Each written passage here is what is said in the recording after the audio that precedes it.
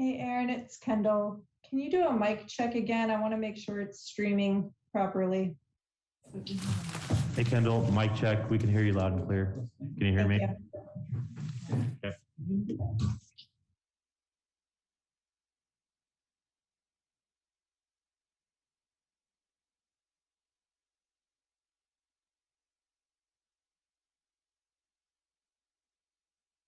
Kendall, hear me? I can hear you now, Mayor Barrett. Okay, so do you want to let me know when it's 6:30, when you have, when it's time to start? Yes, I will. Okay, thank you. Ready to go live or whatever you want to say. Thank you. Thank you.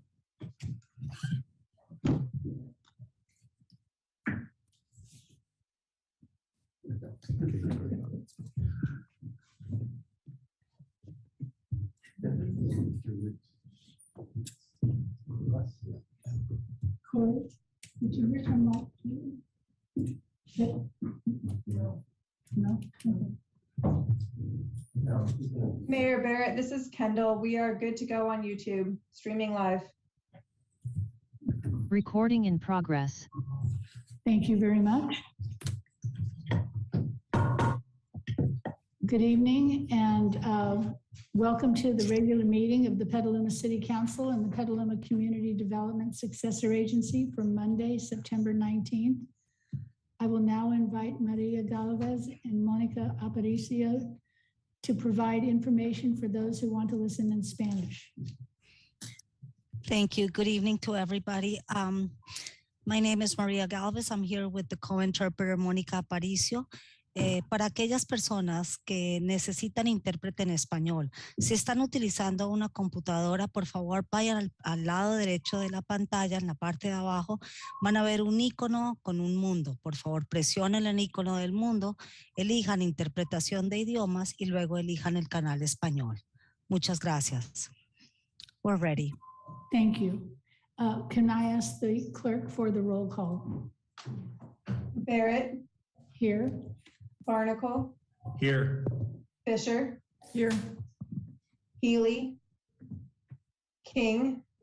Here. McDonald. Here. Osake. Here. Let the record reflect Councilmember Healy is absent. All other members are present. Thank you. And with that, we'll stand for the Pledge of Allegiance.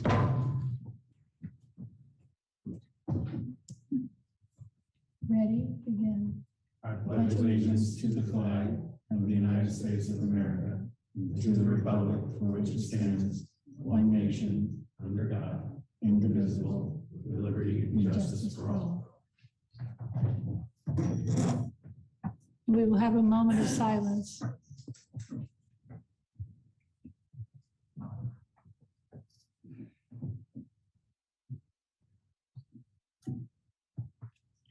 Thank you. There are no agenda changes and deletions to the current agenda. And now is time for general public comment. I will ask our moderator to see if there's anybody in the Zoom audience who would like to speak on general public comment. Thank you, Madam Mayor. I'm going to start a 30-second timer.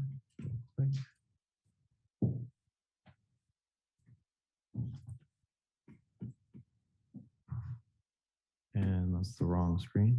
My apologies. All right, I'll start a 30-second timer. At this point, if anyone in the public would like to give general public comment, please raise your hand.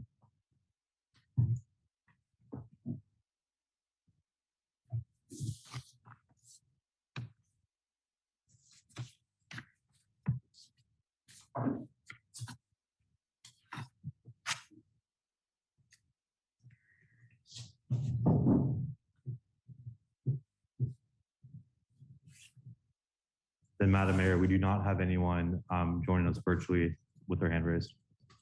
Thank you very much. So we have four general public comments, so there will be 3 minutes each. And the first speaker is Edward Campagnola, followed by Peter Chernev.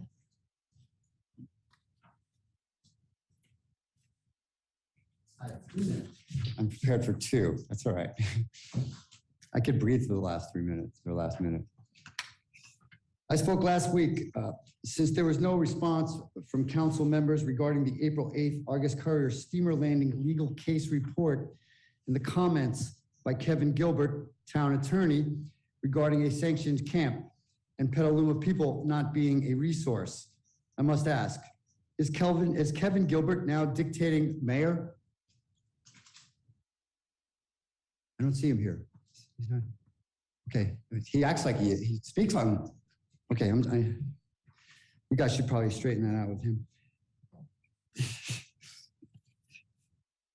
Council members, the intent of the First Amendment comes to mind. On whose authority does Kevin Gilbert have to make that comment? Here's why. Just before the court case involving the human being surviving at steamer landing and Gilbert's unauthorized lies, nobody reported this, but a dead body was found at steamer landing. Seems people there would rather die than surrender their liberty at COTS. Town council doesn't want the people of Petaluma to know this. Omissions are lies. Then another dead body, this time after being denied services at Mary Isaacs. A man walked across the street and passed away. Where was the SAFE team? Despite 2 dead bodies, the Argus Courier, in conjunction with COTS and this council, kept that intel from the citizens of Petaluma. Why bother? Evidently, we are not resources anyway, according to Mr. Gilbert, are we? How's that for taxpayer transparency? How about more lies? They then had the nerve to advertise for more catastrophes with tax dollars. While nothing is helping empower these people, as reported, with pictures in the paper of smiling faces who may have allegedly robbed the corpse, which had rigor mortis set in. Joseph Pulitzer spins in his grave, seeing this and reading this. He suffered for us and for people in poverty, made enemies with people like this. Finally, Argus Courier reported a steamer landing playwright who claimed inspiration from the survivors. He, and who knows else, supported and publicized by the Argus, are using these people. We already wrote a play. I'm not bragging, but I workshopped the play with the people at Steamer Landing. They contributed. They are playwrights in their own right.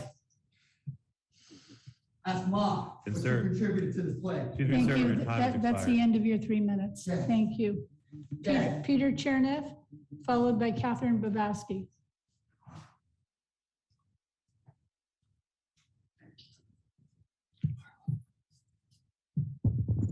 Well, it is a beautiful day. How is everybody doing? And, you know, maybe the media needs to be a little more inclusive with the facts.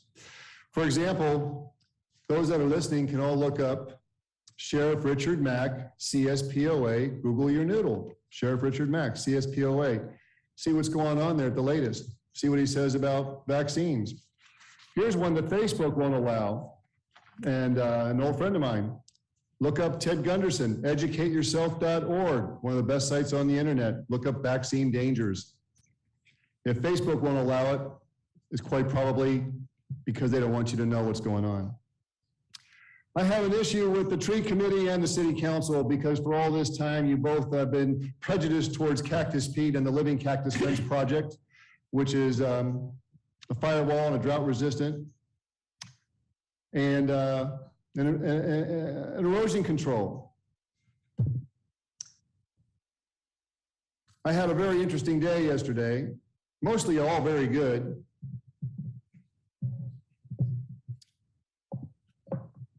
And I believe that the Catholic Church is based on Peter.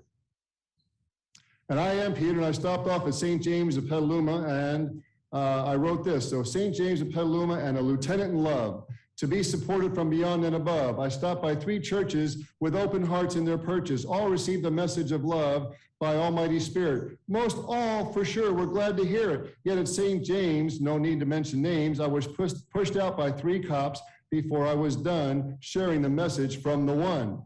The young lieutenant granted me the 1,000-yard stare from 3 feet away. Behind his stare, I saw sorrow and tears.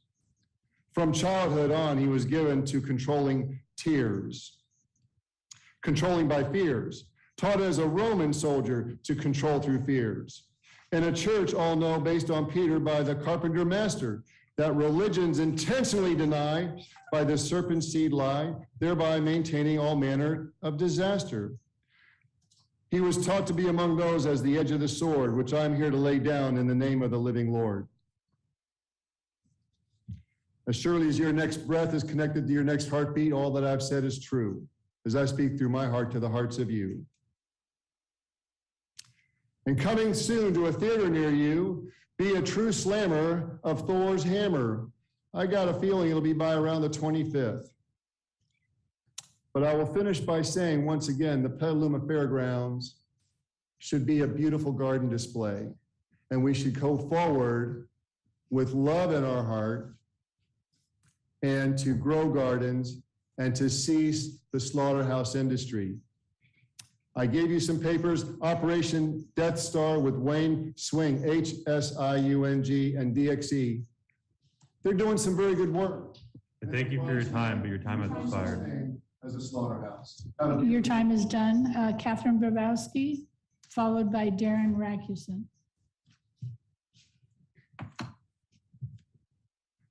Yes, my name is Catherine Bravowski. I live at the Little Woods Mobile in Moen Park at 1821 Lakeville Highway. The other day we had a lawbreaker who doesn't live in the park, not visiting anybody. She was illegally parked on the far lane, vehicle license plate at the entrance, well, vehicle license plate 5GXM 0041. She was parked on the far lane there and terrorizing residents walking in. And the cops were called. They never showed up. And this has been going on and on. The cops don't care what's going on there. We got vehicles abandoned on Perry Lane. They park illegal on the red zones. And ever since this owner of this mobile home took over, this park's going downhill fast. We don't have a responsible manager. There's no security cameras in there to see what's going on. For example, we got 25 to 30 people living in some of these mobile homes, 1, 2 bedrooms, mobile each, all relate to the manager. The roads are falling apart. Swimming pool is filthy and dirty. Dogs that are not on a leash. We got street lights on, off, not working at all. This park has been going downhill fast. It looks like the slumlords. And also too, the Petaluma Transit is not running on time. They're always late and they stop earlier than they're supposed to. And just the other day on Saturday, some guy who I know who works downtown says, Catherine, thanks for mentioning that cops don't respond because they don't respond when he calls also. And that's all I can tell you. We pay our tax money. We need to get better service in this Petaluma and get the cops start responding and stop favoring the criminals. Thank you.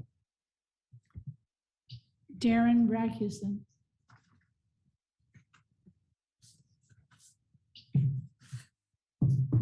Thank you. First of all, I want to give a big shout out to Joe Chapman and the whole Petaluma Marin Fairgrounds team and the council members and candidates running for election that showed up to what I thought was a really productive fairgrounds meeting this last week. I know it's kind of been what I've been talking about with everyone. And like I said, I thought a lot of good ideas were shared. My 4 other items for today, I would love to see City Council agendize a discussion item of converting the tree committee to the open space and natural resource committee. I think this mirrors what we already have with general plan subcommittees and falls right in line with policy for Gavin Newsom, his 30 for 30 initiative, having 30% open space. And I think broadening the tree committee scope to look at some of these other issues makes a lot of sense. Also wanted to agendize a discussion item on a permeable surface standard. And if I'm a little clumsy with my procedural nomenclature, you have to excuse me, but to agendize a discussion item on a permeable surface standard, I think that would help not only with public works projects from the city's end, but as planning commissioners to be able to relay to developers what we want to see in terms of permeable surfaces on new developments to allow water to matriculate down to trees and various other benefits that come along with that. I would love to see that item elevated to kind of prioritize that for staff. And then 2 other items I also wanted to just talk about for Parks and Rec. There just this last weekend that San Rafael had a Porch Fest, hugely successful. I thought, why doesn't Petaluma do something like this? And actually, I used to live in San Rafael at kind of the epicenter of Porch Fest, and it has grown so much over the past 3 years where now it's a draw. It brings in money. They shut down more and more blocks that people come out in their porch, celebrate, play instruments. And I'm thinking, this is something Petaluma could do. Kind of falls right in line with community and events that we're trying to hold. And then finally, for the Transit Committee, I spoke recently with a business owner here in Petaluma, runs a business called Petaluma that converts standard bicycles to electric bikes that need nothing more than adapters that you plug into a standard wall socket. And I know just recently we had the debacle with Bolt, where we were going to do an electric bike infrastructure, 5 charging stations, and they kind of disappeared due to supply chain shortages. And it just seemed like a perfect fit to have someone local who can convert and kind of upcycle standard bicycles, much better ease of access in terms of charging, reduced infrastructure cost ostensibly for the city. And again, someone local, a local vendor. So those are my items. Thank you. Thank you. And with that, we'll close general public comment and we'll bring it to the city council. Madam Mayor, I Yes. apologize. This is the clerk. You didn't ask if there were any online. I just want to pipe in really quick and say we did receive 1 general public comment prior to the meeting, which is posted with the agenda packet. And I apologize for that oversight. Thank you. So now we will move on to the city council comment, and we'll start with Councilwoman Fisher. Thank you, Madam Mayor. So as I reported last week, I was going to report tonight on the Sonoma County Transportation Authority and the Regional Climate Protection Agency meeting that happened last Monday with me as director. And we had 3 things that I think are important. One, that they SCTA finally finished their 2020 GHG emissions study. And I don't know how that fits into what we're doing locally through our consultant for our climate action and adaptation plan, but that has been done. And also we approved projects for the next funding program cycle, and included in those were 2 Petaluma projects, including a segment of the Lynch Creek Trail and the Caulfield Avenue active transportation improvements. And the last thing was that we got a little review of the vehicle miles traveled calculator that staff finished and released in August. And that's all I have. Thank you. Thank you. Councilmember Barnacle. Had no liaison appointment assignments since our last meeting. Thank you. Vice Mayor Posake. Thank you, Madam Mayor. I had several items this week. First of all, I had a homeless continuum of care meeting where we started to discuss something that's an increasing problem and not that easily solved, but we're hopeful. This is in terms of reconciling some safety concerns of homeless shelters with HUD housing first rules. In other words, it's difficult to make these places as safe as we would like and to follow the housing first rules, which say that no barrier should be placed to entrance. In any case, that group is contacting HUD to get them to make more explanation than they have in their recent publishings. I also attended display day at the airport last Saturday, learned a lot about flying. Last Tuesday, I stopped by the mental health worker strike at Kaiser San Rafael. It's close to home with me being a Kaiser retiree, but wanted to just mention that I fully support the rights of workers to unionize and especially respect the work of the NUHW, National Union of Healthcare Workers. And finally, I'm a Cool Block leader, and we had our final scheduled meeting of our Cool Block yesterday, and we're having a block party next week to celebrate. That's all I have. Thank you. Thank you. And Councilmember McDonald. Thank you. The Planning Commission met last week and voted in the new Kapu Tiki Bar down next to the parking structure. And it also had a strong presentation on the housing element. And I guess we'll see that at many more presentations as it's rolled out to the community. And let's see, then PBAC did not have a meeting, but I did note that SMART has bid the path piece that'll get us from Payram, where they stop right now, to Lakeville. So they're getting closer and closer into downtown. So good things are happening there. I also had a meeting of the county's Measure O Mental Health Oversight Committee, which showcased and contrasted Petaluma's SAFE team, hosted by PPSC versus Santa Rosa's In Response program, hosted by the Santa Rosa PD, and what the differences were and whatnot. And I think Petaluma looked pretty good in that, in what we built up. And then they also showcased that the revenue was projected to bring in $25 million a year for mental health services in the county. It's bringing in actually $32 million. So hopefully some of that will kick down to good places, and some of that is earmarked for Petaluma already, especially for the Home Key project out there at Montero Way. And then if I'm not sure who else wants to make an announcement on this, but there's an emergency preparedness fair on September 25th from 11 to 3 at Walnut Park in Petaluma. So that's a not to miss event. Thank you. Thank you very much. And Councilmember King. Thank you, Madam Mayor. The Youth Commission met for the first time in the new school year. The meeting, however, was just with the adult commissioners. We're in the process of receiving applications from the youth side commissioners.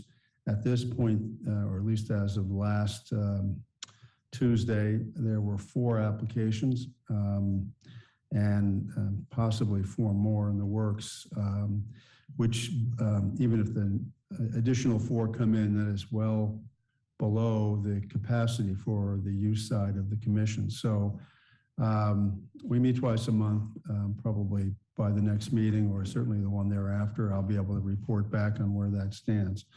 No action was taken, but I'm fairly certain all of the applications will be accepted. And with respect to the comments on the conversion of regular bikes to e-bikes, I'll pass that along to the transit director. We didn't have a TAC meeting this month, but it's certainly information for him to have to see where we go with bike share down the road. Thank you. Thank you. And yes, and Councilmember McDonald just mentioned about the emergency preparedness event that the Boy Scouts put on every year. And it is a really good big tent event that has many people who participate in it. And it has a lot to remind us about what many of us already know but haven't maybe started. But it also can tell us a lot of things that we may not know. So I really do recommend that if you can, you try to attend that. So there is no city manager report tonight. And with that, we're going to go on to the consent calendar. And that is items 1 through 10. And let me see if there's anybody on the council who wants to pull anything from the consent calendar. Councilmember McDonald? Not a poll, but I had a question or comment. Okay, well, let me just see if there's any other questions or comments and then we'll circle back.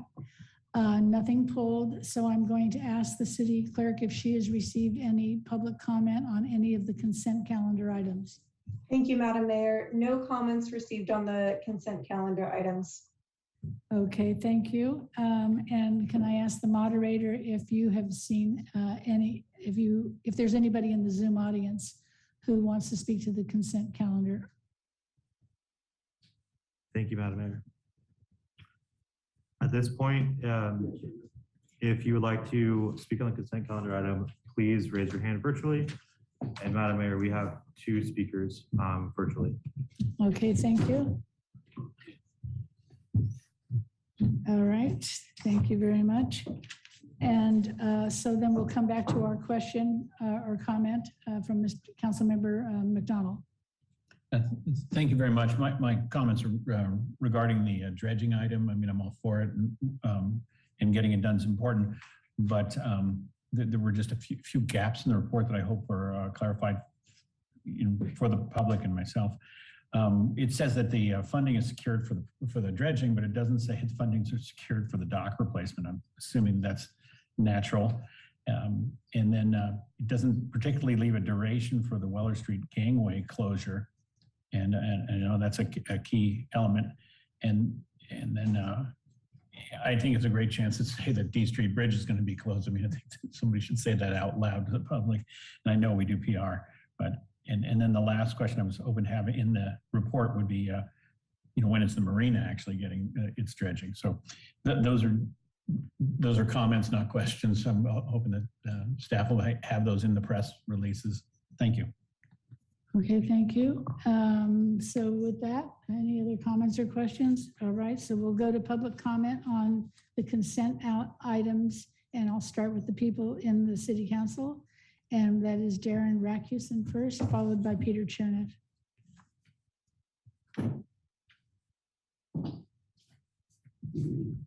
And could you please identify which number item or which topic you're referring to? Yeah, I was going to talk about the Ellis Creek item, and sorry, Aaron, I'll let you go for it. And actually, upon reading it, it looks like this is mostly in regard to disinfection equipment. I just wanted to see if there's any commentary on increasing that tertiary capacity, only because whenever I see a water item, I like to elevate it for the public in case someone hasn't been aware of it yet. It's a question we get consistently. The number one item, pretty much any issue you bring up, especially, in the world of planning, you talk about building, the number one topic is water. And so I love to hear about projects that you guys are all very well aware of, but other people may not be, that are about expanding the capacity and the water capacity here in Petaluma. Anything outside of just managing that county allocation, I think is always good news for folks. So I just wanted to elevate that if there is time for any discussion of that item. But like I said, upon reading further, it's mostly about disinfection equipment for it. So maybe that's not very exciting, but I just wanted to elevate that. Thank you. Thank you. Okay, and now it's council. Yeah, it's Mr. Chernev. Thank you. I wanted to address number 7, specifically the confusion of the language of words and why the public is so lackadaisical regarding what they think they're looking at. The topic of affordable housing. I would bet that most of the public thinks it has something to do, it's going to help the homeless. Well, it doesn't, but it's meant to make people think that. And that makes me think about the homeless. And I think to myself, all these people that pretend that they're helping out, what did they do before they were homeless? Even those that are homeless, what did they do on behalf of the Native Americans that have been homeless for like 400 years? And I thought to myself, well, that brings me back to the thing that I've been speaking about for 28 years. For 28 years, I was speaking about a prophecy that has been proven that relates directly to Yeshua, the master carpenter. As I once spoke to a Mormon doctor who pissed off the Mormons, and he said to me when I told him the words, he said, that's amazing because that's verbatim of a prophecy unearthed in Tibet, attributed to Jesus in the mid-1900s. The 40-day strike that frees a nation, that makes the 10 commandments to be as one, for they've never been followed. To break one breaks them all. And none of the religions have followed them. Just a quick reminder to stay on top. And so it comes to the point of the prophecy of Leonard Peltier. And who has done anything for this man, knowing that we're all slaves, we're all incarcerated. As Martin Luther King said, if one man's wrongfully incarcerated, so are we all. And so on behalf of this, I am stating, as I am Peter, that I am commanding that there will be some serious retributions coming down upon the masses that will not be ignored, and they will be of severe consequence. And I myself have come up short in my efforts, even though I've done this for almost 30 years. So the real answer is the power of the Christos light in our hearts to come forth and step up above the political realms, the religious realms, to be spiritual warriors. And one of the healthiest things we can do as an individual is to fast when it comes to disease. And this country is diseased. It's cancered. And a fast of the system for 40 nights and 40 days, we will be playing some beautiful Jimi Hendrix Purple Haze. Okay, Peter, and it's coming up. We need to fast. stay on the topic of. But this is the topic. It's not the, it is. Can we close the mic at this point? Thank you. lawyer to tell me what I can say regarding this topic. I'm not referring to, yes, you have. And Why? because we're going on to the next speaker who's going to So speak you're on cutting off topic. my time, just like the cops supposed to push me out of my own church. How perfectly political is that? Thank you. And now we will go to the people who are on the Zoom part of this meeting who want to speak on the consent calendar. Thank you, Madam Mayor. The first speaker that we have is Jeff Main, followed by Dwayne. Jeff, I'll now allow you to speak. You can unmute yourself and begin. Thank you, and thank you, Madam Mayor and members of the City Council. My name is Jeff Main, concerned citizen, and forgive me, this is the first Zoom meeting I've ever done with you. Can you hear me okay? Yes, we can. Wonderful, thank you. I'm calling in tonight about number 8 and the river dredging that's going to take place. I was very happy to see in the staff report that Lynn Marine had come in with such a competitive bid. I wanted to mention publicly that Lynn Marine has been a tremendous city partner in the past, in the present, and have every reason to believe they'll continue to be in the future. So that's just a great company that I hope you decide to award the bid to tonight. I did want to mention that there must be some sort of city code that we can use in protection of city property. And I say that because we've got the remaining docks between the yacht club and the Balshaw Bridge that are being significantly torqued every night at low tide, and they're being damaged.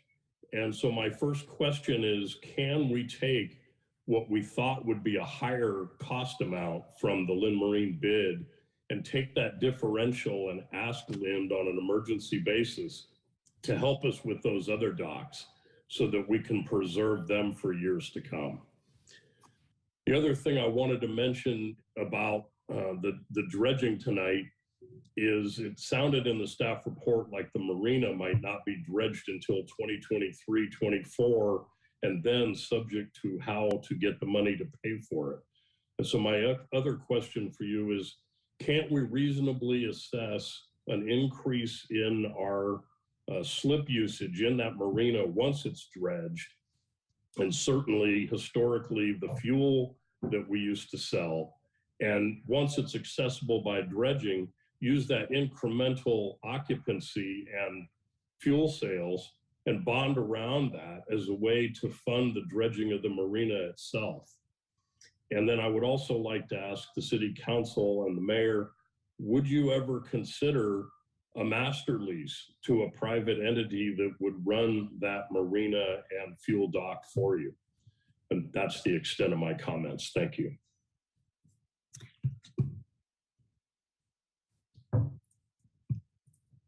Moderator, are we going to go to the next person? The next speaker that we have is Dwayne, followed by Sheila Baker. Dwayne, I'll now allow you to speak. You can unmute yourself and begin. Thank you and good evening. I just basically would like to have seen item number 7 pulled and discussed by the various council members. Primarily, there's a lot of talk of pedestrian-oriented communities and the SMART master plan and the urban growth boundary.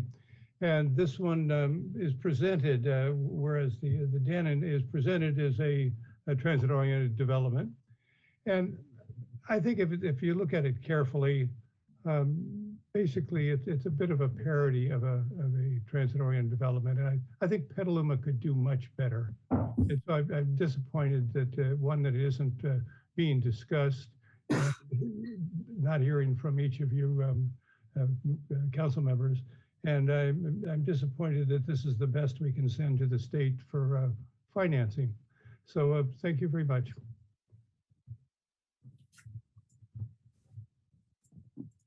The next speaker that I have is Sheila Baker. Sheila, I'll now allow you to speak. You can unmute yourself and begin. Okay, thank you so much. Good evening, City Council members, Mayor Barrett and Vice Mayor Posake.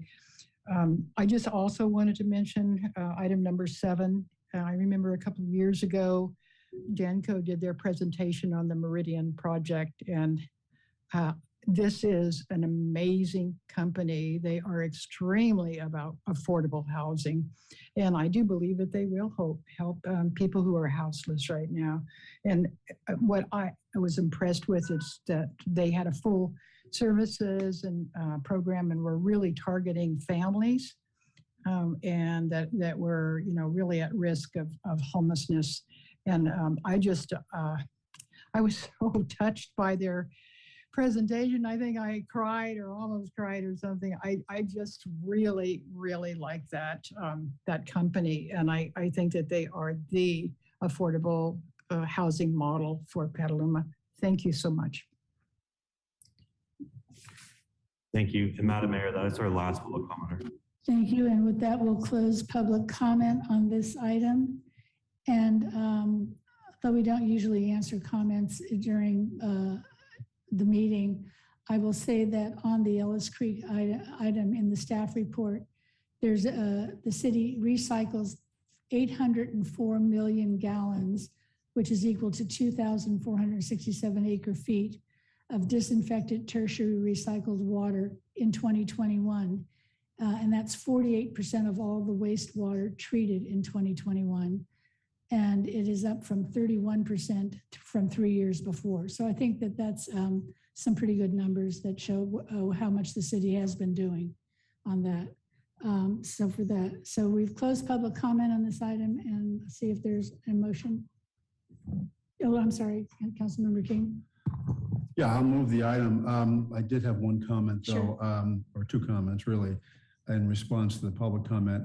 If someone from the city could get back to Mr. Main on some of his questions, I think that would be helpful rather than having us try to do it from the dais here.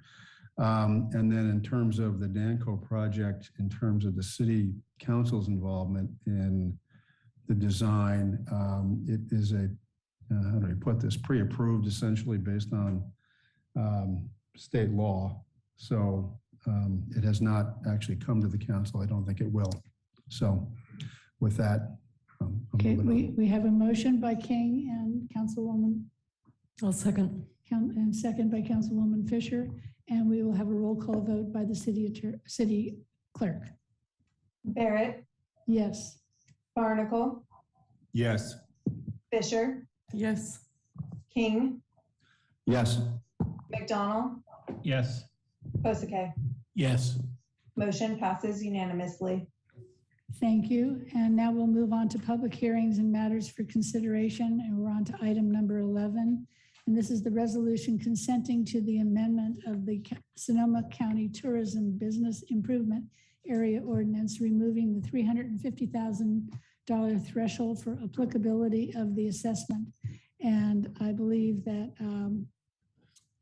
it's Kelly Seibel is going to come up and speak. Yes. Okay. Thank you. Good evening, Mayor and council members.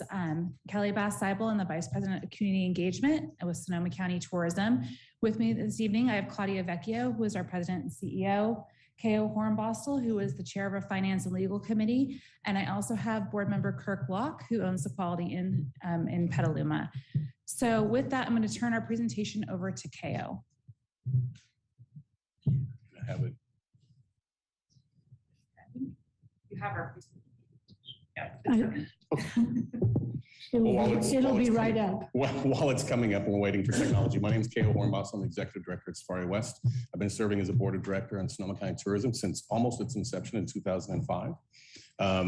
They had me go first because having that longevity, I get to give the history lesson. In 2004, this city, along with 7 others, did a similar resolution of consent for the county to form a BIA, a Business Improvement District, or area, excuse me. And we started collecting that BIA funds in 2005. We've had a very successful run. And then next slide, please. Next slide, please. Sorry, I'm gonna go. We have a very long thing, and we're going to try to make it very short for you this evening. Couple of key points here. When we started, the motto was kind of heads and beds. How many people could you get into the county? How many people could you get into the hotels?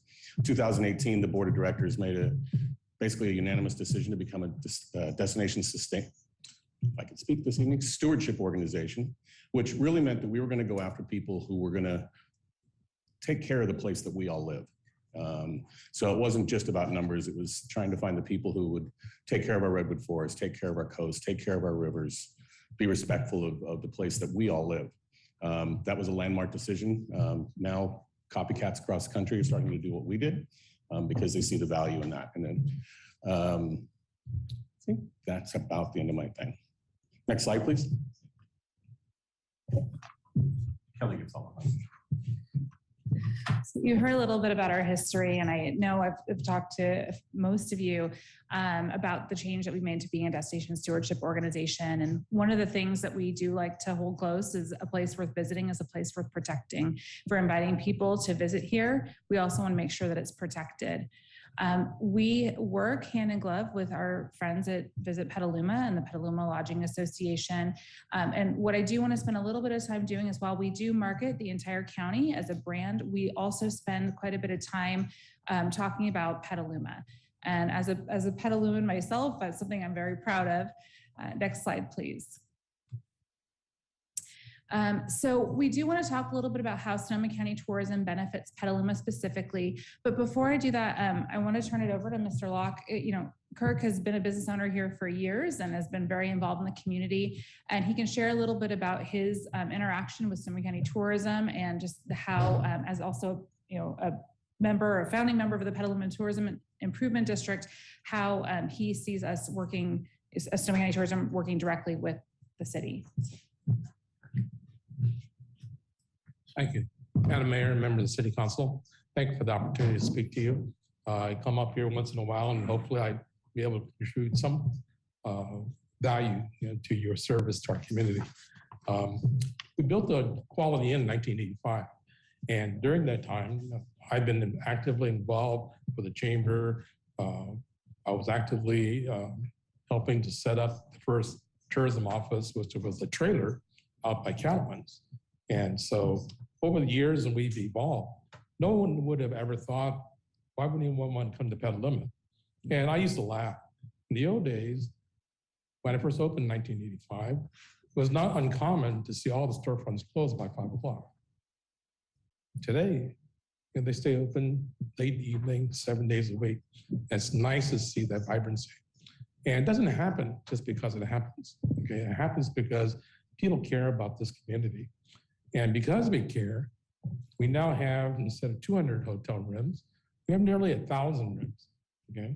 It means that people see value in coming to Petaluma and staying overnight. Not just do a day trip, but to stay overnight. It's the day trippers who contribute only 25% of the tourism dollar into our coffers in this county, whereas the overnight guests contribute 75%. All you have to do is just look at your own travel pattern. When you stay overnight, you're not just going to spend 25% of your budget on a room. You're going to spend probably another 25 to 30% on food, recreation, and entertainment. Okay, there's a lot of money that circulates around this community because someone has decided to stay overnight. Okay? Today, we have to compete. We have to compete with other communities that value tourism, value the visitor top dollar. And so today, a lot of the things that we do at the county level is to try to provide diagnostics that tells us how do we compete? How can we become more competitive? And competing for those dollars means extra dollars for our community leaders that comes into your general fund, because TOT goes directly into your general fund. When we formed the BIA 20 years ago, in those days, the small operators said, what's in it for me? This is only going to benefit the big guys. In some respects, that's probably true. Fast forward 20 years later, I think every sector of our industry, whether it's lodging, food and beverage, recreation, they all see the value of competing in the Sonoma County tourism environment, because we sell Sonoma County first, but then within that subset are our communities, the Russian River, Petaluma, Rohnert Park, Healdsburg, Sonoma. All of us compete for share, okay? And to be competitive, we need to make sure that the Petaluma Visitor Program does their job, these folks take that local content and broadcast it out to a much broader audience on a worldwide basis. And that's how we capture our share to make sure we get our share. So what they're talking about today is something that will hopefully expand our ability to be able to get the message about Petaluma out there even further. So I look for your support. Thank you. Thank you.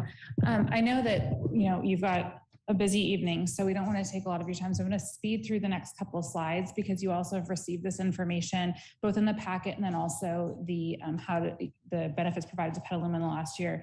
The next few slides go through some of the specific examples of the benefits Petaluma has received from Sonoma County Tourism in the last year, including leads distributed to local hotels, how Petaluma has been represented on our social media and content on our website. Additionally, we talk a little bit about how Petaluma has been used as a backdrop for filming, not only for B-roll content that's used in general marketing, but also how Petaluma business owners have been featured in short form storytelling through our Cultivated series. Additionally, we touch on all of the places that Petaluma partners have been featured in, things such as our weddings guide, our meetings guide, and then also some of the areas that some of the conference hotels have participated in larger sponsorship activities. We also discuss our partner pitches that our public relations team does and some of the highlighted media mentions that have been made about Petaluma or Petaluma businesses and throughout the last fiscal year. An important piece, let me go, I think go forward 2 slides, 3, 2, one more. An important piece that I do want to talk about is Kirk alluded to the economic impact of tourism. And this is the economic impact of tourism for Petaluma in 2021. We have 1,200 Petalumans that are employed in hospitality and tourism, earning over $48 million in payroll. There's an expenditure in the tourism industry in Petaluma of over $129 million. And that does contribute $7.4 million in local taxes back to the city. One other thing I just wanted to point out, this has come out recently at a different city. We talked a little bit just about the value of working with our local chambers or visitors bureaus. And I believe you really received a letter of support from the Petaluma Lodging Association. And we've been working really closely with the folks at the Petaluma, Visit Petaluma. One of the things that I think you might recognize, and I don't think our name isn't on there, so it wouldn't be attributed to us, but there was quite a bit that we did to really work with our local businesses through 2020 and 2021 to make sure that those restaurants could stay open. And so I know that I've seen them around town, but one of the things that we did was these "We're Open" posters. One of the first things that we did when we were shut down during COVID. And I just wanted to show that to you because that's a really easy way to talk about how we work with our local visitors bureaus. We paid for the materials. We sent this out to our large distribution list, but then we also worked with the folks at Visit Petaluma where they were able to go out and walk the streets and physically hand these out to the businesses in Petaluma. So there's lots of examples and ways that we work with our local visitors bureaus, but this is just a really good tangible example of how that works. With that, I'm going to turn it over to Claudia, who's going to talk more about what we're asking you for this evening. Thank you. Good evening, Madam Mayor, council members. It's a delight to be here tonight and to share a little bit about what Sonoma County Tourism is up to and why we're here tonight. I know you have some indication of our ask, but I wanted to go through just a little bit more. Next slide, please. So we have entered into, as they were talking about the BIA that was initiated back in the 2004-2005 timeframe, and KO talked about our evolution as a destination stewardship organization, and that's really important to us. That is not just about getting that heads in bed. You'll never see us come out again with the number of people who have come to Sonoma County. That's immaterial. What we want to provide information around is the revenue that the folks bring in and the way that those people interact with this place. Obviously, Petaluma has a unique and wonderful story to tell, and we want people to come to Petaluma who appreciate that and who certainly do shop in the stores and do stay overnight, but to go out and visit the dairies and to go out and see some of these makers that you have and really create this sense of place. That's critically important. So as we evolve as an organization and we evolve our marketing efforts, calling this request for additional dollars a responsible tourism assessment isn't just a tagline. It's really the way we want to approach this. It's really the way we want to find people who come and love Sonoma County as much as we do and want to protect it. Next slide, please. So we talked about this business improvement area, and I think you all know about that. But just a couple of things to note about this slide is the first, as was discussed, when this was all started, there was that benchmark of $350,000 in annual revenue that organizations, properties needed to be above to participate in this. And that is really what we're asking to have eliminated. It's a kind of a mechanical thing that we need to go through with your approval of the resolution of consent and then on to the county. But removing that threshold does two things. It really does allow for a level playing field amongst properties. So those folks are also gaining that 2% that they are passing along. Those charges get passed along to customers. So what we don't want this to be seen as, and those who are currently paying it definitely don't see this as a burden on them. What it is a benefit. And so that 2% that everybody else that currently participates in this program, that these properties that earn $350,000 a year or less will now be asked to contribute as well. The second thing is it really levels the playing field in terms of their capacity to participate in the programs that we have. And we have a lot of programs that benefit our overnight lodging properties. And so being part of the website, being much more visible in the marketing programs that we do will be something that they'll now be able to be part of. So it's really a benefit to them in a couple of different ways. It has to be a benefit to them because as this Streets and Highways Code is written, the dollars that come through this must benefit those payers. So that's the BIA piece of this. And so as we're thinking about our marketing programs, we really have to use the dollars given to us through the BIA to benefit those payers. We also have the TOT, and you're all very familiar with the TOT, which is on the next slide. And the programs that Kelly was talking about, I think it's so critically important to showcase those because Sonoma County Tourism isn't just about the marketing side. We really work to benefit our industry through a number of types of programs, and those kinds of programs come through the TOT. So all of the things Kelly was talking about, those are TOT dollars that go out. So it's really important that we get those two revenue sources, and they're used differently by the organization. Next slide, please. So I'm not going to go through this again. We're taking a lot of your time, but as we try and gain and reach those responsible travelers, it's a laser pinpoint kind of marketing initiative, and we know how to do that. And you know, marketing is more precise than ever. It's frightening how much people know about me, that's for sure. But it can be laser pinpoint, but that takes more dollars than sort of a mass marketing kind of an initiative. So these additional dollars will help us to find those people. It'll also help us to elevate the group travel. So one of our big initiatives is to take people out of that weekend time period and to balance out the week more. And that happens a lot with group business, but to also find those travelers who are coming from further away and staying longer in the destination. Again, that takes more money because those are super expensive markets. I think we have a slide that showcases how much it costs to be in Los Angeles and Phoenix and Dallas. So next slide, please.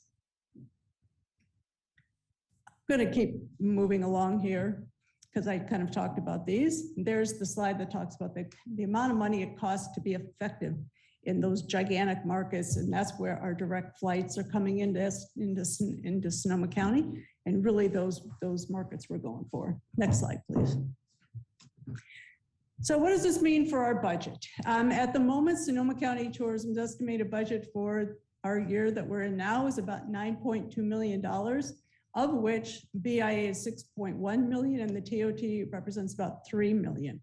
That may seem like a lot, but if we go back to that slide about the cost of marketing in these really expensive markets, we go through that incredibly quickly. So if we look at the BIA funding that this is estimated again to generate, we're looking at about additional $2 million.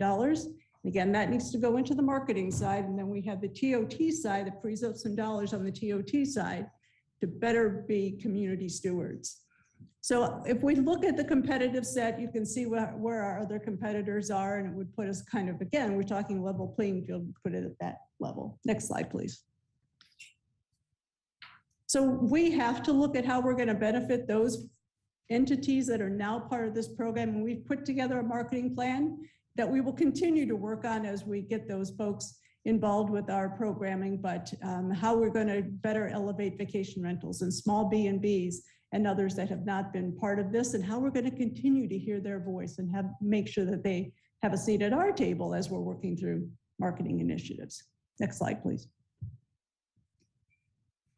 And really, as we look back at Petaluma, there's no question, all the ships will rise with, I never get that right, all time, what is that saying? The tide will rise all ships, or whatever that is, but everybody will benefit from this additional funding that will come in. But we're also going to do a programming that I am so excited about that will enhance Petaluma section on SonomaCounty.com. I'm sure you've been on there saying, what are they doing with us now?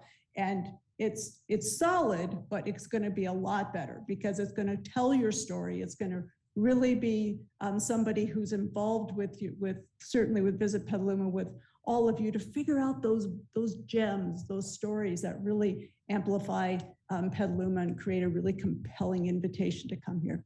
So we're looking at a lot of ways that we're going to benefit Petaluma. We talked about the economic impact, and that's going to be critically important too. With more dollars, we can then get that more frequently, so you all become better informed on how tourism is really generating revenue for all of you. Next slide.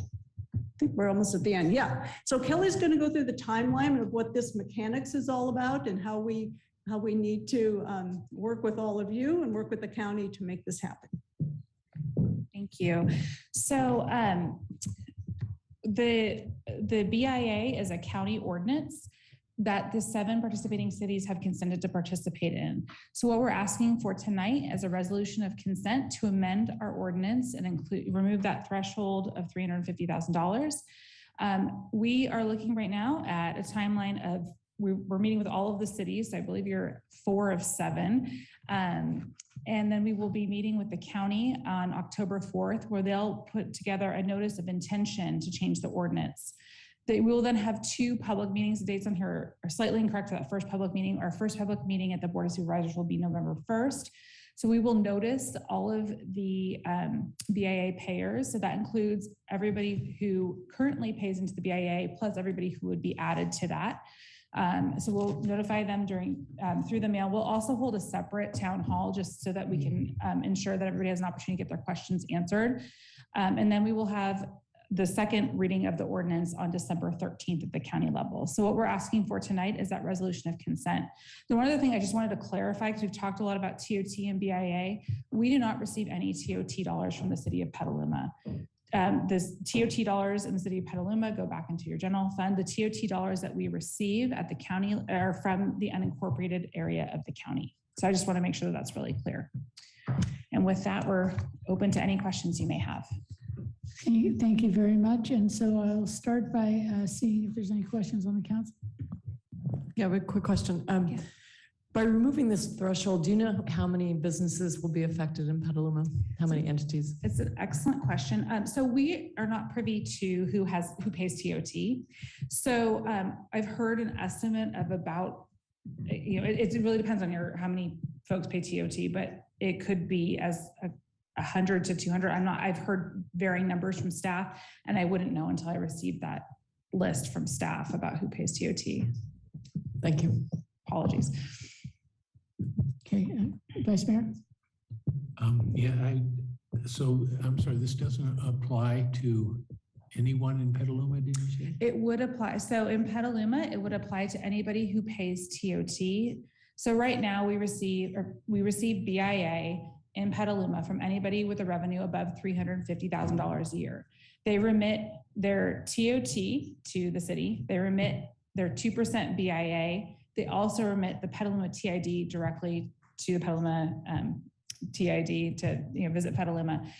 So what this would mean is that when somebody right now who does not pay into the Sonoma County BIA pays their TOT, they would start being assessed that additional 2%. So they would pay their normal TOT plus the BIA. Petaluma has a revenue threshold for both Sonoma County and then also for Petaluma. And I believe the Petaluma TID will also be making the same request next year when they're up for renewal. Yeah, no, I think I just misunderstood something you said, but one of the questions, so the businesses in the county, in the unincorporated areas of the county, will they be going up to 2% payment from that? Everybody will, so yes. So right now, the 7 participating cities plus the unincorporated area, anybody who makes above $350,000 pays the 2%. This would lower the threshold to 0 for everybody. So across the county, we're talking about 2,000 folks who currently do not pay into the BIA that would be subject to paying into the BIA. And it varies everywhere from, some cities have 20 vacation rentals that we're talking about. Some have, like Santa Rosa has 200. And then the county has, estimates from 17 to 1,900 depending on the day. So. Okay, thanks. Yeah. So I just want to say that I noticed on your slides that the languages that you were having having your materials published in as an incentive to the people who would be coming in didn't include any Asian languages. And I do think that we do get people from the East who come to here. We do. So one of the biggest markets that has gone away due to COVID is the Asian market. We were a feeder market, particularly for large conventions and Asian travel into San Francisco.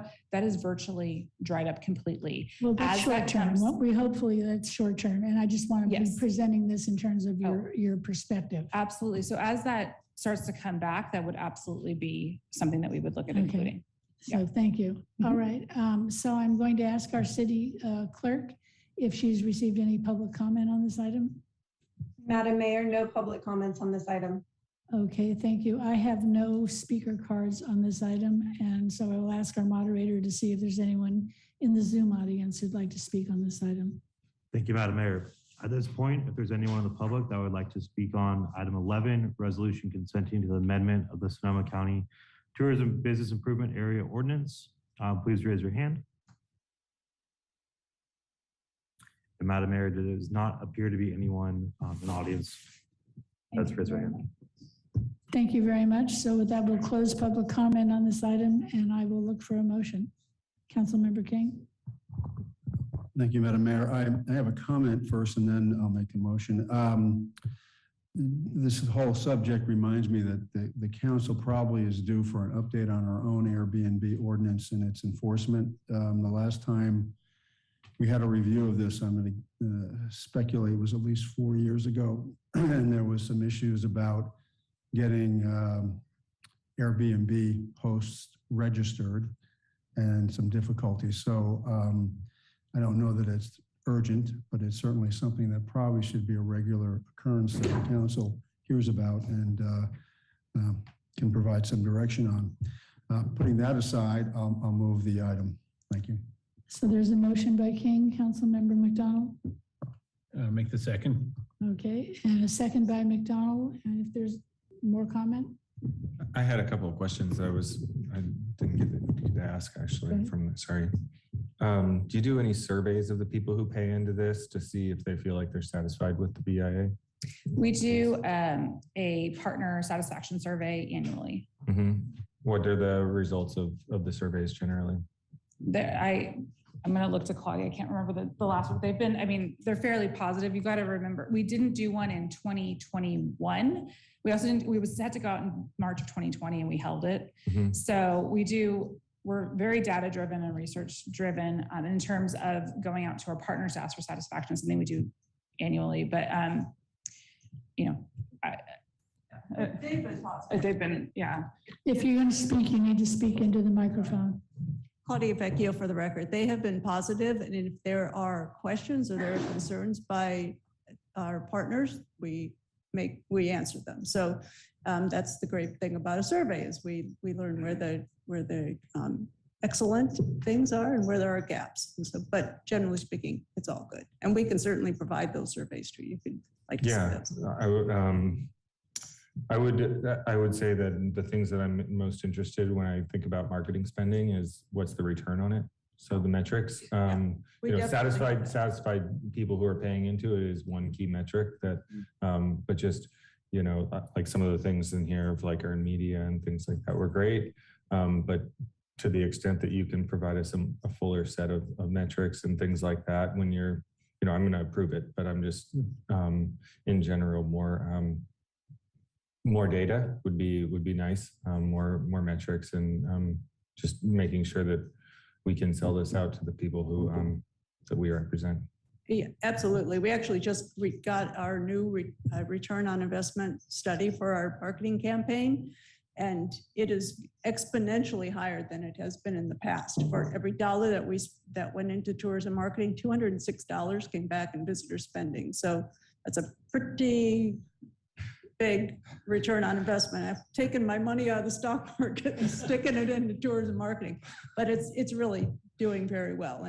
And so that's done by a company called Longwoods International, and they do the survey for destinations like ours around the country. So it's a pretty empirical set of data. Great. I'm glad I asked my question. Don't bury the lead on that. Thank you. Okay, so we have a motion by King and a second by McDonald, and we'll have a roll call vote. Barrett, Yes. Barnacle, Yes. Fisher, Yes. King, Yes. Yes. McDonald, Yes. Posake. Yes. Motion passes unanimously. Thank you. And now we're on to item number 12, which is a public hearing to receive comments on the 2021-2022 proposed consolidated annual performance evaluation report, the CAPER, and resolution approving the community development block grant 2021-22 and authorizing the city manager to submit the CAPER as required by the Department of Housing and Urban Development. And this will be presented by staff member Karen Shimizu.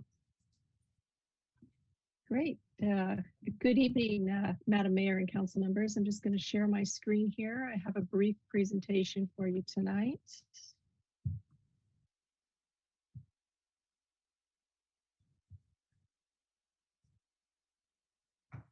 Okay. Well, good evening, Madam Mayor, council members, and community members. Thank you for the opportunity to share with you this evening our CDBG program, which is our Community Development Block Grant Program. It is a federal entitlement program, and the city receives funding anywhere between $300,000 to $350,000 a year. The agenda item this evening is to specifically focus on our CAPER report, Consolidated Annual Performance Evaluation Report. And what that does is that's a review of our proposed activities and what we were able to achieve over this last year. So the agenda item this evening will be to conduct a public hearing to receive comments on the CAPER report. But before we do that, I'm going to just provide a quick overview of the available funding and eligible activities, the highlights on some of our community programs and accomplishments. Then we can move into the public hearing portion of the agenda item, and council can consider approving a resolution. So let's just focus on the CDBG funding eligible activities. Again, this report and this presentation is focused on the activities that the city was able to accomplish over the 21-22 fiscal year. So we received $355,000. We also, as you'll see in the next slide when I talk more about programs, we did have some carryover funding that was an allocation from our CDBG COVID funding. The initial allocation was $450,000. We carried over 310 for a rental system program at the beginning of the year. The uses of that funding, there's several different uses. We can use it for acquisition of real property, relocation and demolition, rehabilitation of residential and non-residential structures, public facilities and improvements. Those can include ADA improvements or water and sewer facilities. We can also use that funding for energy conservation and renewable energy resources, as well as assistance to businesses for economic development. The one restriction we do have with that funding is that with each annual allocation, we're only allowed to use up to 15% of the total towards public services. So our public services portion of the funding is usually, has previously been allocated for our meals program. However, HUD did make an exception with our CDBG COVID funding. While that does fall under public services, they lifted the public administration cap, and that's how we were able to do that. So next, this is a summary slide of the application amounts, the funding that was awarded, the program goals, and the clients that were served. As you can see, if you take a look at the total amount of funding for that program, the total application amounts and eligible activities were almost $390,000. We were awarded $355,000. So what we did there is we received actually a little bit more funding than we'd anticipated. So we were able to slightly increase some of the funding amounts. As an example, for PPSC Meals Program, Rebuilding Together Petaluma. And what staff has done for the last couple of years is, while the city is eligible to charge up to 20% for administration of the program, what we've done is we've cut that in half. And as you can see here on the funding award, we allocated $32,000 for administration, which provided the city the ability to provide $40,000 to PEP for some rehab work that needed to be done on a senior housing project. You'll also see down at the bottom, I separated out the CDBG COVID funding and basically just titled that as rollover. So we headed into the funding year with $310,000.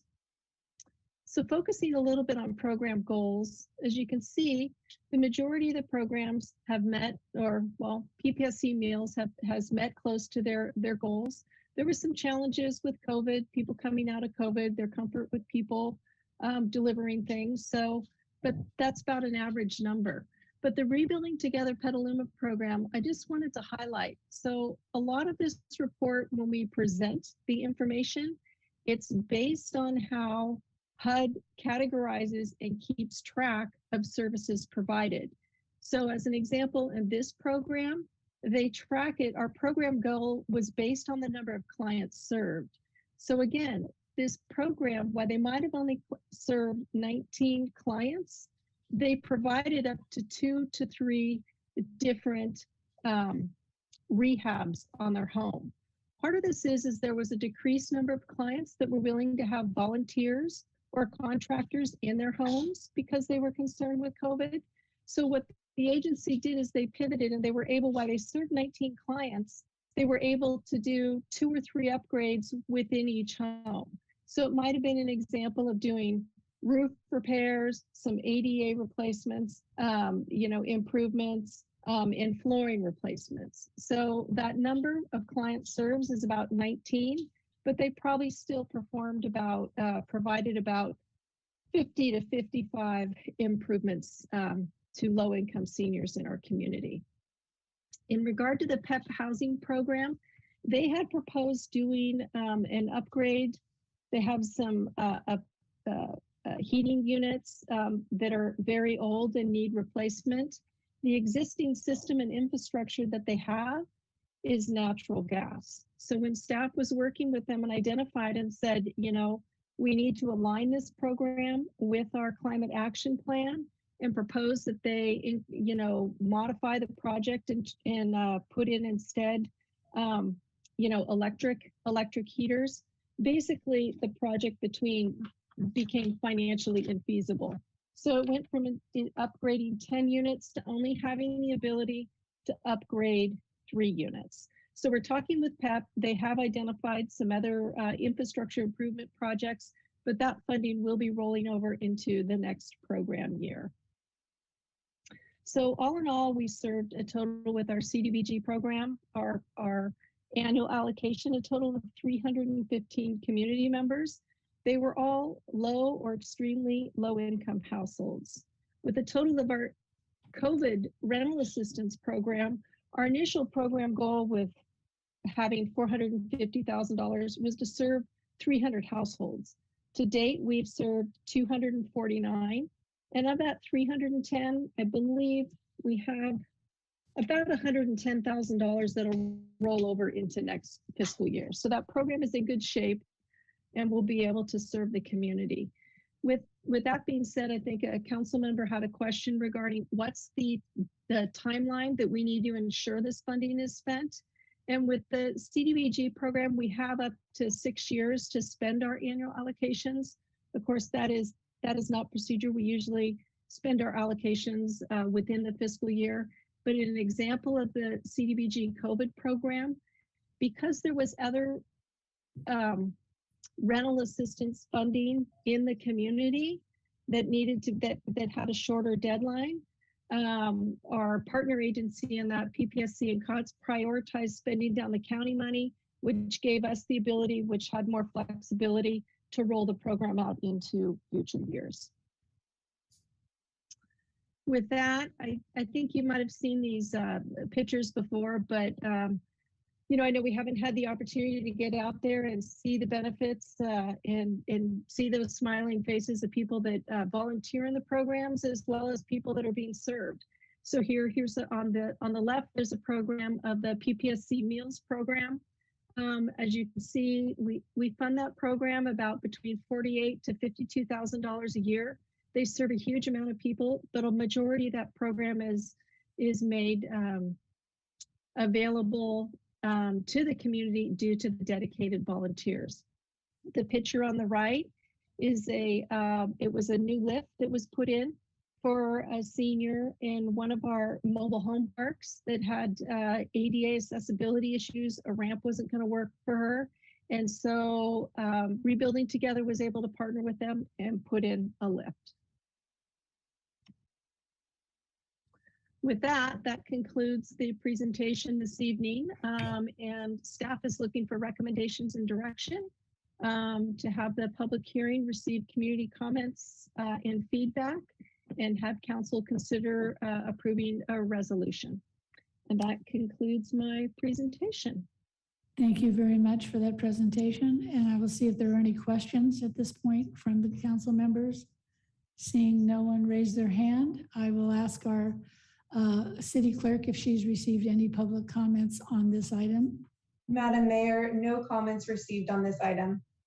Okay, thank you. So we will open up the public hearing, and there is no one in the council who wants to speak on this item. So I will see if there's anybody on the Zoom audience with our moderator. Thank you, Madam Mayor.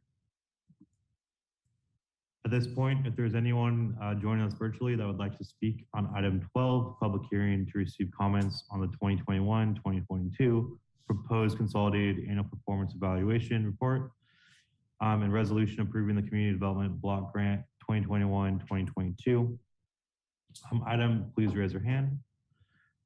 Madam Mayor, at this point, we do not have any hands raised. Thank you very much. And with that, we'll close the public hearing, and I will be looking for a motion. Vice Mayor? I'll move the item. Councilmember Barnacle? I'll second the item. I also just want to say that the state of California and is just authorized like $600 million for low-income electrification. So that'll be coming in the next 6 to 12 months for sure. But then there's obviously stuff from the federal government too. So please just keep your eye on the prize in terms of the money coming down from the state to work on that PEP project. Thank you. And before we take our vote, I would like to remind the public that Rebuilding Together, which is such an important partner in these efforts, is having its fall work day on October 15th. So if you or any of your neighbors would like to join in on their projects, please contact them at their website, Petaluma, Rebuilding Together Petaluma. So with that, I'll ask the city clerk if she would give us a roll call vote. Barrett, Yes. Barnacle, Yes. Fisher, Yes. King, Yes. McDonald, Yes. Bozeke. Yes. Motion passes unanimously.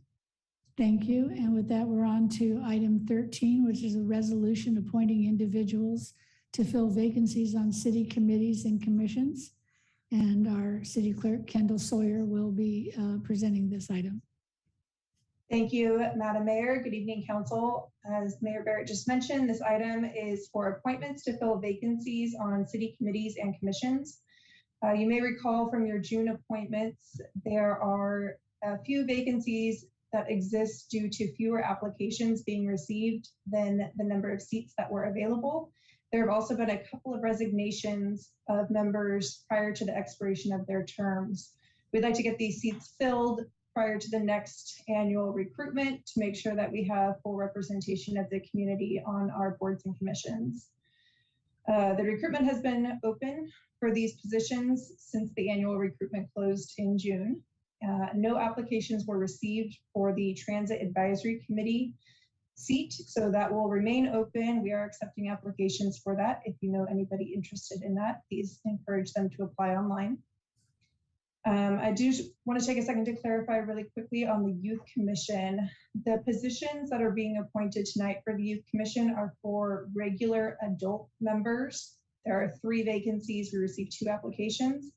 As Councilmember King acknowledged in his remarks tonight, there are also vacancies for Youth Commission youth member seats.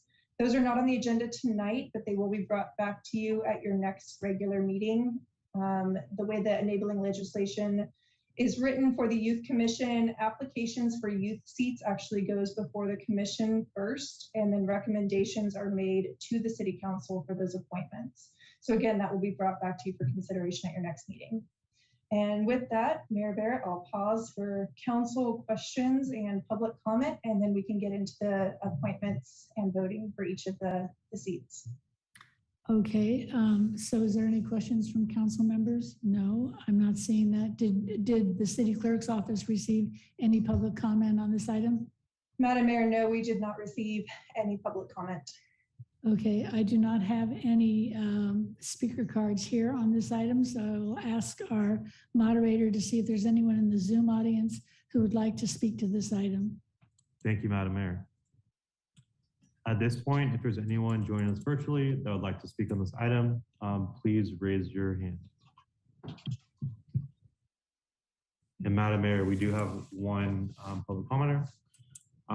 Melissa, I will now allow you to speak. You can unmute yourself and begin. Hi there, my name is Melissa Stablick. I just wanted to introduce myself because I sent in an application for the Youth Commission. It's a graduate of Casa Grande High School, and I'm now a pediatric nurse at UCSF. And I've been living in Petaluma since I moved back in 2016. So I've been very involved in our community, and I've just been very interested in getting involved in our community at a different level. So I'd be really excited to serve you. Thank you. And Madam Mayor, that's the last public commenter we have. Okay, so with that, we will close public comment on this item, and I will turn it back over to the clerk to see how we're going to do this. Thank you. Motion. You could give me just a moment. I'm going to share my screen, and I have the names of the applicants and each board. Can you see my screen okay? Yes, we can. Okay. So we'll go through, if this is okay with all of you, or I'll ask you, Mayor Barrett, if this is okay, I'll read each of your names, and if you can tell me the 2 people that you would like to cast your vote for, and we'll see if there's a consensus, and if not, we can go through subsequent rounds of voting. Okay, so you go ahead and call our names and we'll respond. Yeah. Mayor Barrett. Alan Fong and Juliet Hudson. Councilmember Barnacle. Fong, Hudson. Councilmember Fisher. Julia Hudson, Raymond Wang, please. Councilmember King, Raymond Wang, Alan Fong. Councilmember McDonald, Raymond Wang, Alan Fong. Vice Mayor Posake. Alan Fong and Julia Hudson. The majority vote goes to Alan Fong and Julia Hudson. Okay, that seemed very easy. It's not usually this easy, so this is an upgrade. Thank you. For Historic and Cultural Preservation Committee, you'll vote for one and we'll do the same thing again. Mayor Barrett, Thomas Whitley. Councilmember Barnacle, Thomas Whitley. Councilmember Fisher, Thomas Whitley. Councilmember King, Ross Jones. Councilmember McDonald, Ross Jones. Vice Mayor Posake. Thomas Whitley. Having nervous for a moment, but we do not have a tie, so we will move forward with Thomas Whitley receiving the majority vote. The Measure U Oversight Committee, there is one applicant and one position available, so you can just say yes if you would like to cast your vote for Rosemary Hart. Mayor Barrett, Yes. Councilmember Barnacle, Yes. Councilmember Fisher, Yes. Councilmember King, Yes. Councilmember McDonald, Yes. Vice Mayor Posake. Yes. Move forward with Rosemary Hart. And again, on the Youth Commission, there are two applicants, Colleen Anderson and Melissa Sablik. I apologize if I just mispronounced that. There are 3 seats available, so we are able to appoint both of these members. If you can just respond yes if you'd like to cast your vote for both, or let me know otherwise if you're only casting one vote. Mayor Barrett, Yes for Anderson and Sablik. Councilmember Barnacle, Yes, and can the council members, when we're not speaking, turn off your mic? I think there's quite a bit of backfeeding right now. Thanks. thank you. Councilmember Fisher, Yes for both. Councilmember King, Yes to both. Councilmember McDonald, Yes, both. Vice Mayor Posake. Yes. Thank you. If you can give me just a moment, I'm going to go back and see. It was Alan and Julia. I have the final vote tallied up here. Alan and Julia. So if I can get one more motion, which would be for appointments of all of the members as voted on. Give me one more second too. This was for Thomas Whitley. Make sure that we are recording this properly. So Mayor Barrett, again, there's one resolution attached to the staff report that appoints all of these members. Yes, and I will ask our Vice Mayor to make that motion. Yeah, I'll make the motion to accept the appointment of these folks to the commissions And committees. and committees. Okay, and second, Councilmember Barnacle. Second. Okay. May we have a roll call vote? Mayor Barrett, Yes.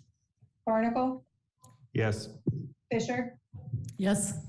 King, Yes. McDonald, Yes. Posake. Yes. Motion passes unanimously.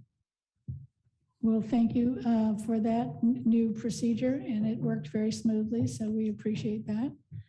And with that, we are done with tonight's business, so we will be adjourning our meeting before 8 o'clock. So thank you, and thanks everybody for attending. Good night.